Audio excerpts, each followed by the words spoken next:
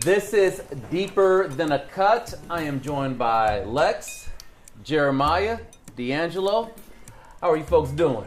Doing well this morning. Good. Doing well.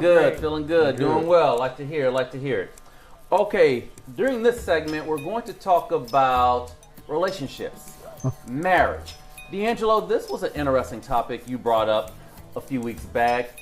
And the part of the conversation is asking the question, are marriages still necessary? Is it still necessary to get married?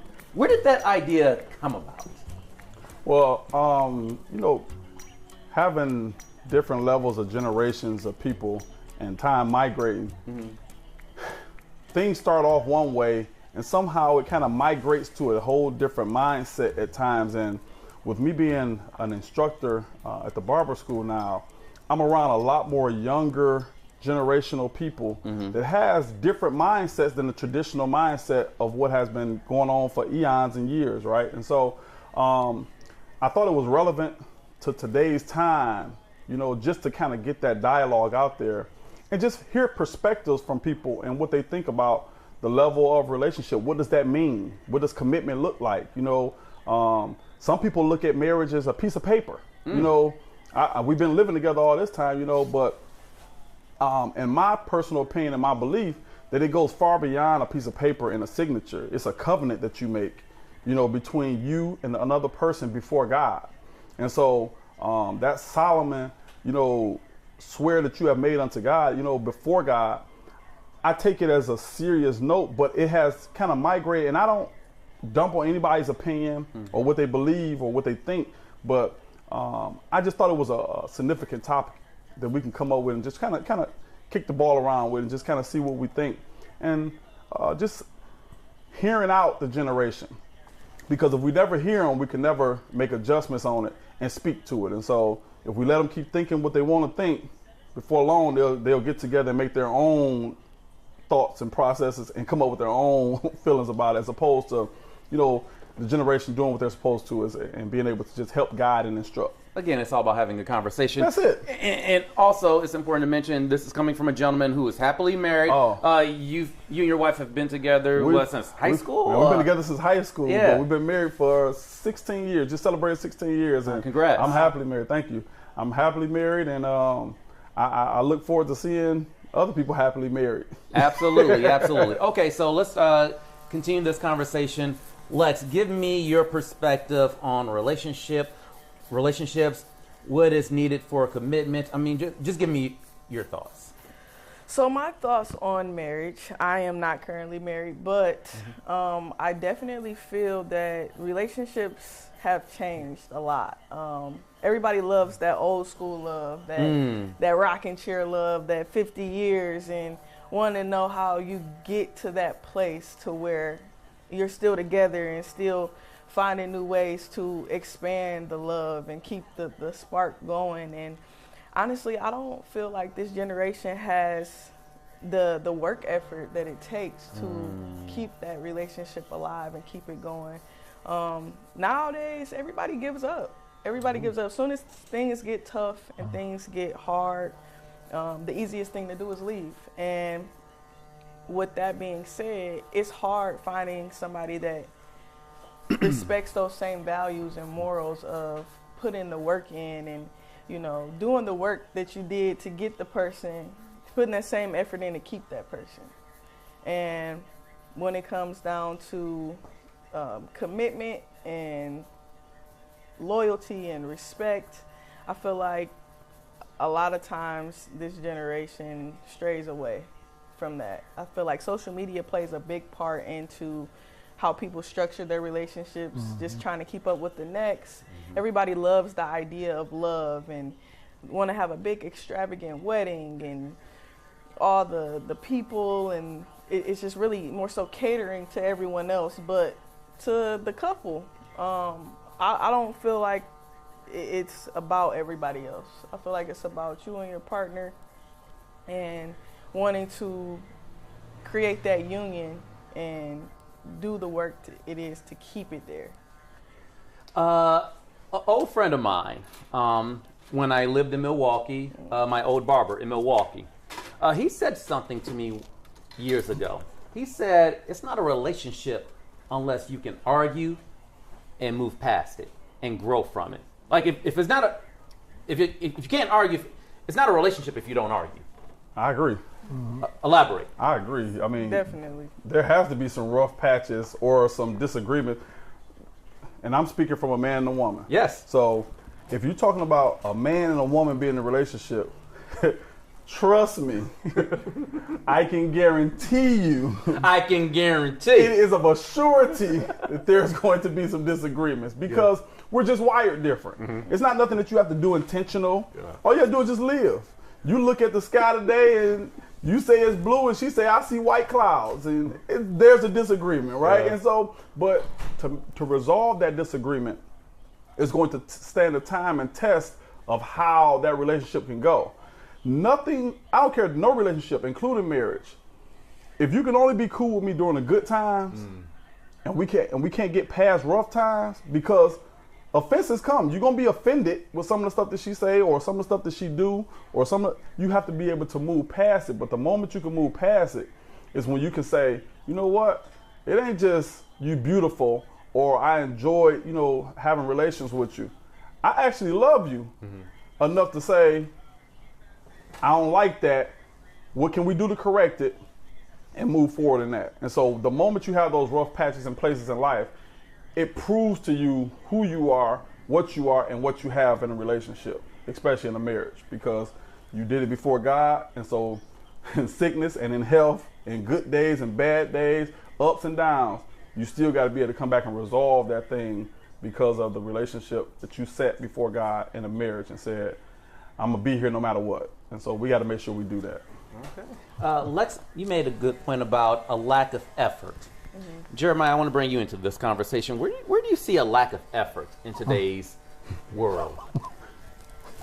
Well, for me personally, a lack of effort is you do everything that you do to get the person, to woo them, to make them fall in love. And then you watch her walk down that aisle, and as she walks down that aisle, she sees her man standing at that altar. And you go on the honeymoon, and when you get back, now it's time for the work. And then that's when the work stops. Because what you do to get them, you don't do to keep them. Because I'm a firm believer in not only what it took to get them, you got to do to keep them, but you got to do even more. Because what I've learned through my years is that people evolve, people change. Absolutely. You know what I'm saying? What I liked 10 years ago, that's right, I may not like now. So if you never put the work in to continue to learn who I am, now we lose each other. That's right. That's how we grow apart, because you stop learning me, or I stop learning you. I'm stuck in who you were 10 years ago, and I'm holding on to that. But you've changed from 10 years ago. So now, because I didn't take the time to learn who you are now, I don't know who you are. Yeah. And that's the problem in relationships, because people won't put the work in to keep learning their mate. They think that their mate is supposed to stay the exact same as the wedding day. That's not going to happen. Yeah. Because when I turn 60 years old, I'm whatever age I am.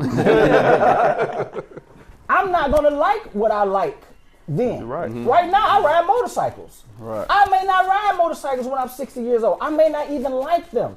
But if you don't take the time to continue to know me, you'll never know that. Right. That's my spin. That's the real truth, to be honest with you. The worst thing you can do in a marriage is love a person for who they used to be. If you love me for what I used to be, that means you haven't kept up with who I've become. Right. And so as time go on, like I used to like to wear long t-shirts. Huh? Y'all remember that era? To the 2000s. Throwback hats. Do-rag underneath the hat. Do-rag underneath the hat, right? If my wife going to get me that outfit today, That's the problem.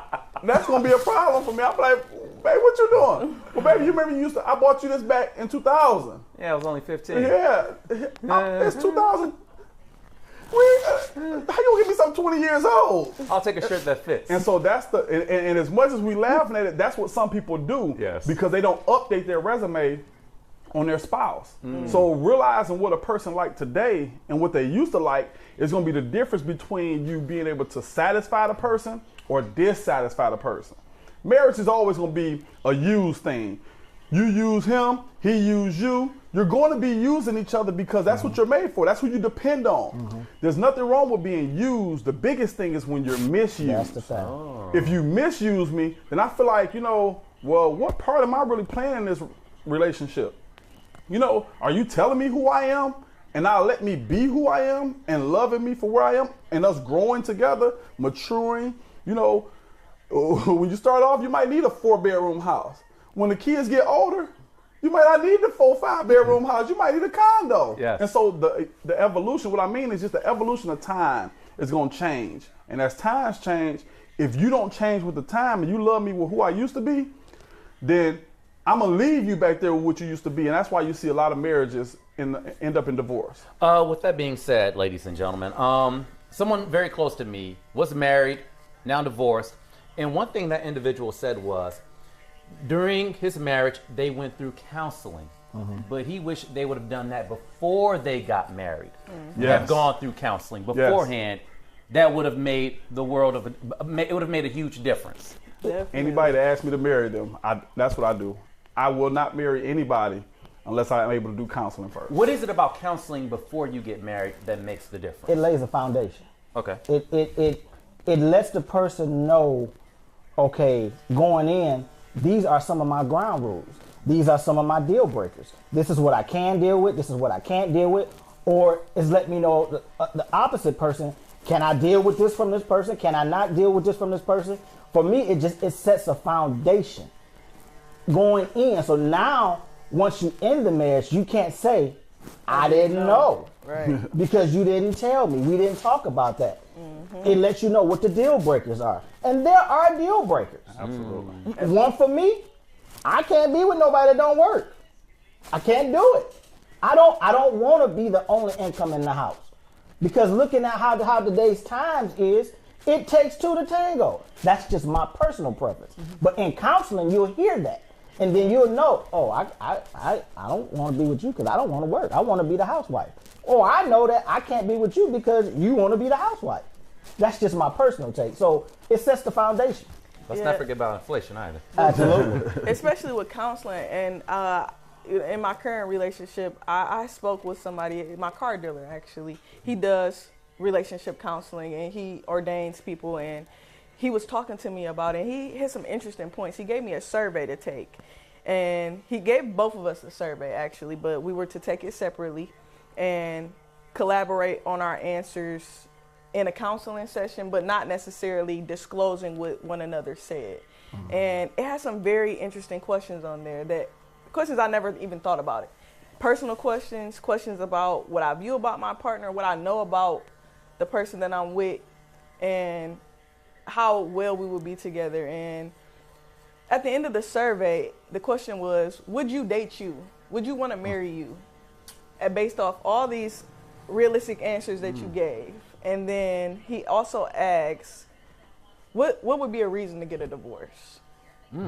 And so, to me personally, when I'm thinking about the vows that you take when you decide to marry someone, the reason to get a divorce, I said, me personally, there shouldn't be a reason.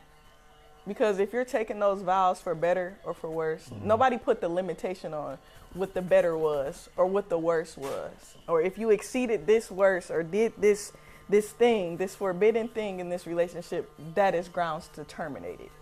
And so he's saying you're absolutely correct. When you marry somebody, there is no reason for divorce. Everybody say, oh, well, if I don't feel loved or connected to this person anymore, or cheating, and it's just different things, I can't tolerate it. Even just abuse. And so those things sound like relationship enders. And that is the full worst part. That is when you're supposed to work the hardest at it. Get the person that you need, get them the help that they need.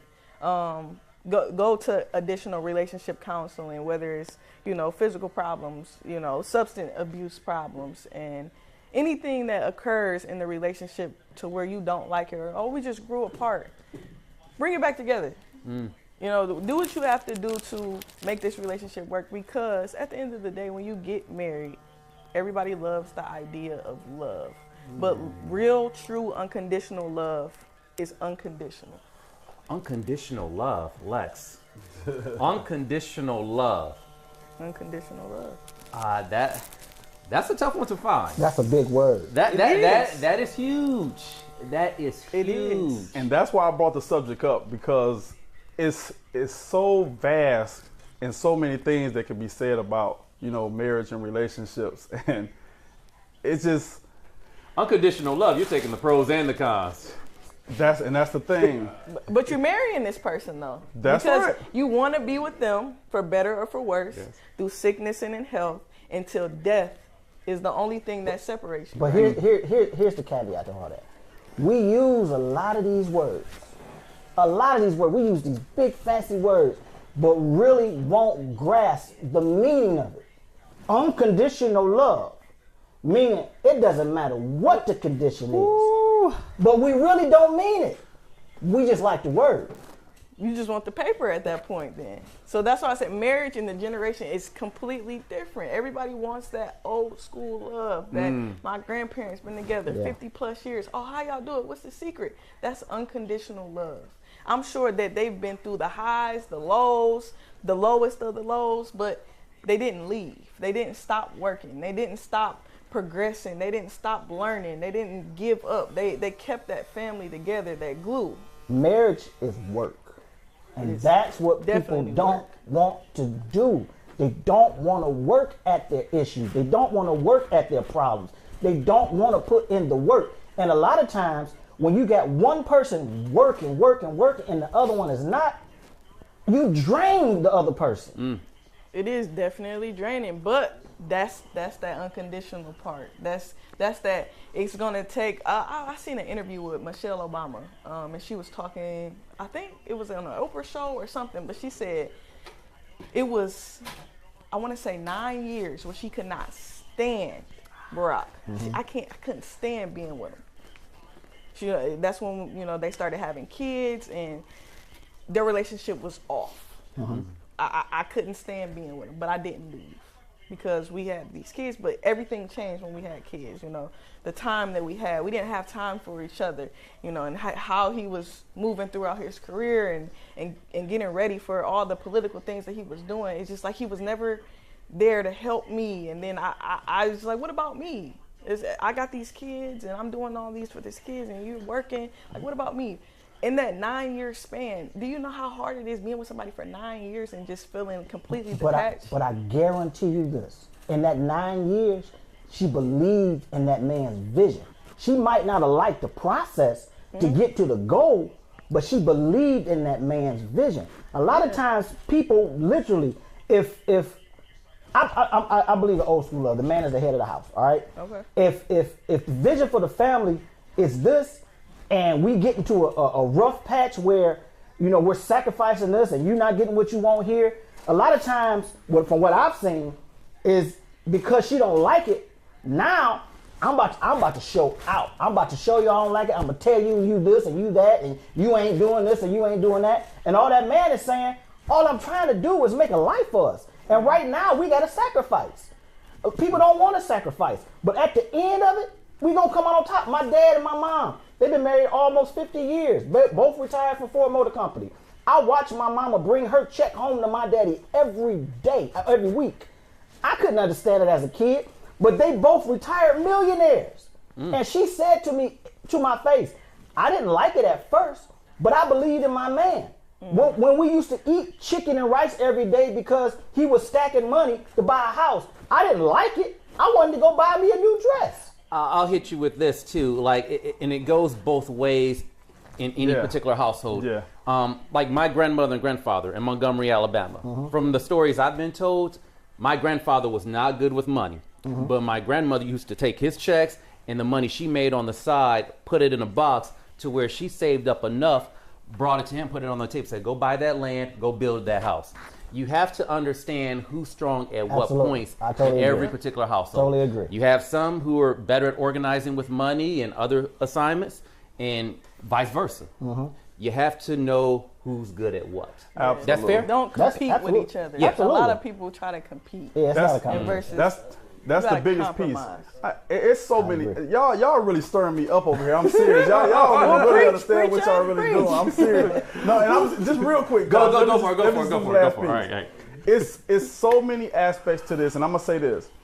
The sacrificing part is going to be one of the biggest things that you're going to do in marriage. I don't care what you think marriage is about. The biggest piece to it is sacrifice, because you're going to have to give up and not do some things in order to satisfy your spouse. True. And that's on both sides. True. That's your responsibility.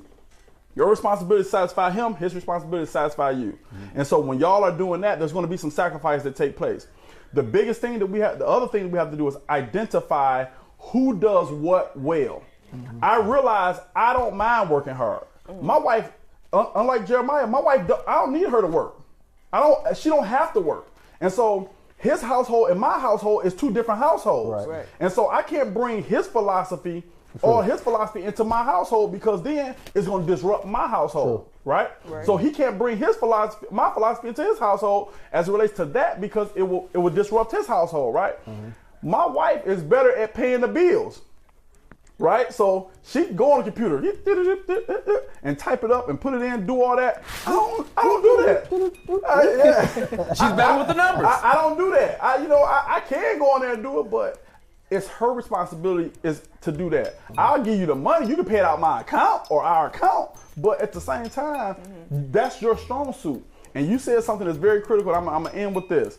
When you find somebody that you want to be with, you got to find somebody that completes you and not competes with you. Right. Because if they compete with you, you're going to always be in a battle for who does what best. I always say you need a partner, not a project. Yes. I always say I want a woman that need a man but don't need a man. I'm going to leave it on all three notes right there. Those were strong and powerful. We'll leave it right there. Lex, Jeremiah, D'Angelo, thank you folks very much. Thank you. Thank you. Clearly, this is deeper than the cut. Deeper than the cut, Deeper bro. than the cut. Deeper than the cut.